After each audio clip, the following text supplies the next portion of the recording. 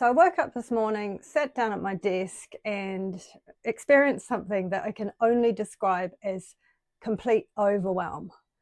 So I've got two full renovation projects going on at the moment for myself, not client renovations. These are my own personal renovations, and I'm kind of living between them on building sites. But aside from that, the overwhelm came from my realizing just how many decisions I need to make around the fixtures, the fittings, and the materials that are going to become part of the permanent layer of the interior of both of these properties. Now, I really want to get that right, as you can understand.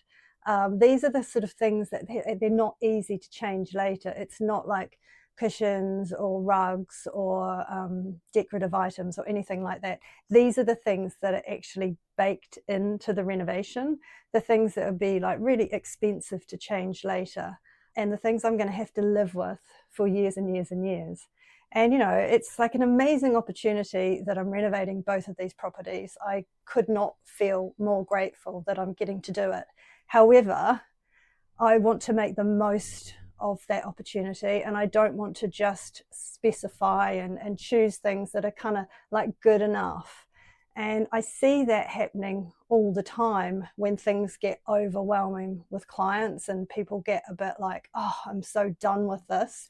It happened with my daughter recently when she was doing her kitchen, and, you know, she started out kind of like really caring about everything she chose, and by the end she was just going, I don't care, that'll do, whatever, I'm over this. And it's sad to see that, because I know she'll be living with those things for a long time. And, you know, everything costs money, and a good decision doesn't necessarily cost more than a poor decision. In fact, you could argue that you're getting better value from a good decision. So I want all my decisions to be really good decisions. I don't want them to be rushed. I don't want to delegate them to somebody else. I don't want to ask the builder to choose for me. I don't want to go into a showroom and ask the showroom staff what they think is a good idea. I want to make those choices for myself and for my project. But when I sit down and think about all the decisions I need to make, it can just feel so overwhelming. So I kind of like understand when I hear people say all the time just how overwhelmed they are with decision making, how burnt out they are, how it's one of the hardest parts of a renovation. You know, the builder's on site, he's saying, right, I need you to decide on this and this and this and this, and we need it on site, you know, soon or tomorrow or now. So I get it, and it's good for me to remember what it's like to be in this place. For myself, often I'm choosing all these things for my clients, and my job is to take this overwhelm away from them and to help them to just enjoy the renovation without having to feel so like there's so much choice. And my job is to present to them a lovely little short list of all the things that I would recommend, and all they have to do is go, oh, that one please, and I make it all right for them, which is lovely. In a way, I wish I had someone to do that for me, but actually I don't, because I want to do it too. So I had to just like take a minute and go, right, there is no need for overwhelm. There are definitely some things that I can do, and I have been doing, that are going to help me through this process as I sort of squeeze it in between normal life and work and clients and family and all the rest of the things we all have to do when we're in the middle of a renovation. So I thought to myself, what are the things that are going to support me, and how can I lean on those the most? And so I thought it might be really helpful to share those things with you, so that if you're going through a similar thing, these things that I'm using could help you to make your renovation just that much more enjoyable when it comes to choosing all these things. So I've written them down. The first thing that is going to help me with all of this decision making is a master spreadsheet. These are the things I use for clients all the time. They are huge spreadsheets with every single item listed that we're going to need for a renovation. And everything's included. So you won't be forgetting the bottle trap or the waste for the sink or that particular door handle. So I know there is a full list, and that's a container, really. It contains every decision I need to make. So that makes me feel better already, because I'm like thinking, okay, that's it. That's a complete list of everything I need to choose. So number 2, and I think this is critical, absolutely critical for any renovation to help with the decisions, is to have an overall vision for the project going forward. Now, I know we all have like Pinterest boards and we all have collections of images, and I don't really mean that, because often what I see from clients is that these Pinterest boards and everything, they're very broad, and they can sometimes kind of confuse us more than anything else.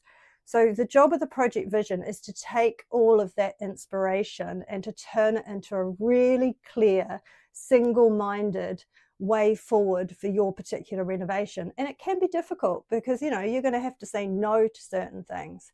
So luckily for me, for my London property, I have created a clear project vision, but it's this idea of this kind of gallery, workshop type vibe. And going back to that vision, seeing it in print so I can refer back to it all the time is so helpful, because with every decision I make, all I have to do is go, does this item contribute to that vision coming to life, or does it take away from it? So if I've got maybe like 2 or 3 things I'm considering, it's just, well, which one supports the vision? Which one is most harmonious with the vision? And then that's my choice. And the interesting thing about that is it might mean that I'm choosing perhaps the thing that I'm not as in love with as a final item on its own, but it is the thing that's going to ladder up to the final vision that I'm wanting. So the project vision is like super, super important. So the third thing that I think is really important and is going to support me with my decision making is all of the samples I have collected and put aside for this project. Now, I'm a bit of a sample freak. There's nothing I love more than samples being delivered with the post. So all of those real life samples are really helpful when it comes to making decisions, because you can see something on a screen and it looks amazing. But then when you get the sample, some things are really disappointing and other things are way better than you expected. So collected samples are really helpful when it comes to that point of decision making. The fourth thing that is going to support me in this decision making is my project scrapbook. Now, from pretty much when I first found this house, I've had a scrapbook on the go. Every time I find something that I think is interesting, that I think is a good idea, I just throw it in that scrapbook. So that might be a light switch, it might be an entire room, it might be a kitchen style, and it just all sits there as kind of stimulus for me. And I drew on that when I created the final project vision. But it's not just kind of like aesthetics, it's also little ideas of like, oh, there's a cute idea of how to hide toilet rolls or deal with recycling. So anything at all that could just be useful for the project, I throw it in the scrapbook. What I tend to do as well is I put in a live link so I can really quickly link to where I found that piece of stimulus. And that just makes it easier going forward. It used to be in the old days, I would cut something out and I would have it and I would think, oh my God, that's amazing. And I wouldn't be able to find the source of it. That's kind of changed now because we've got Google image search and everything. So not so much of a worry, but when you're collecting stimulus, just so much easier to put that live link, and it will really save you time later on.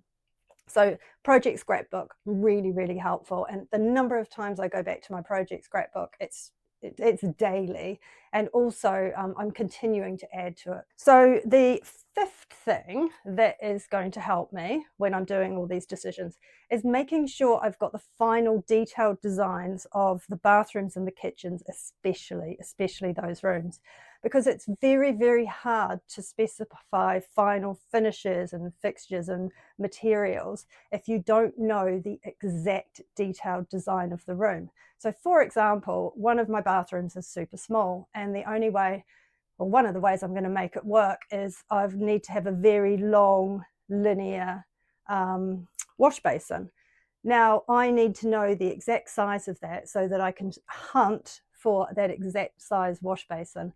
So if I was just looking randomly for wash basins I liked, you know, there's so many out there, but I have to get very specific about size, and that can be true in a lot of bathrooms and kitchens. So having those detailed designs is super important. And then finally, the sixth thing that I think is really important to help me with my decision making is having a preferred supplier list.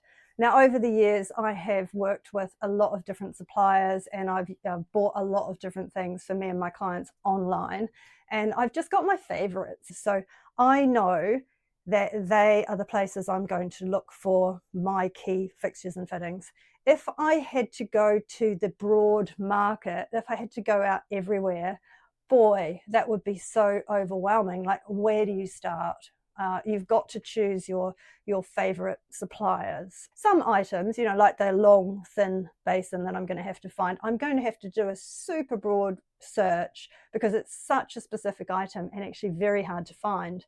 But when it's something like a shower or it's or tiles or something like that, I think, you know, just go to the favorite suppliers, and it just cuts down the amount of choice straight away. And you know that those suppliers are going to be quality suppliers, and they're going to have the type of things that you particularly like. So that's the 6 things that I think that are really going to help me with my decision making. I'll just recap them again. That's having the master spreadsheet, so you have the complete list. And when I say complete list, it must be complete. There can't be any kind of holes in it, because otherwise your brain starts going, oh, but I might have missed something, I might have missed something. You have to know that there's nothing missed in that list. The second thing is the project vision, that North Star, so you know that everything needs to build towards that project vision. All your collected samples, very important, so you can touch and feel and play with things together. The project scrapbook, which is an online resource where you can just gather a whole lot of stimulus and ideas for your project and go back and select some of the best to choose from. The detailed designs, which will give you the exact specifications of what you need. And finally, number 6, the preferred supplier list, so that you know where to go to.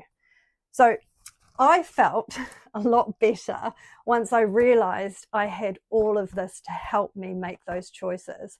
And so I wanted to share it with you, because if you're in the same situation that I'm in right now, feeling like there's an awful lot to do, there's an awful lot of decisions, and you too don't want to just sort of make default decisions that you might end up regretting later, perhaps some of those things could really help you when you're moving forward with your project and the specification of all the fixtures, fittings and materials.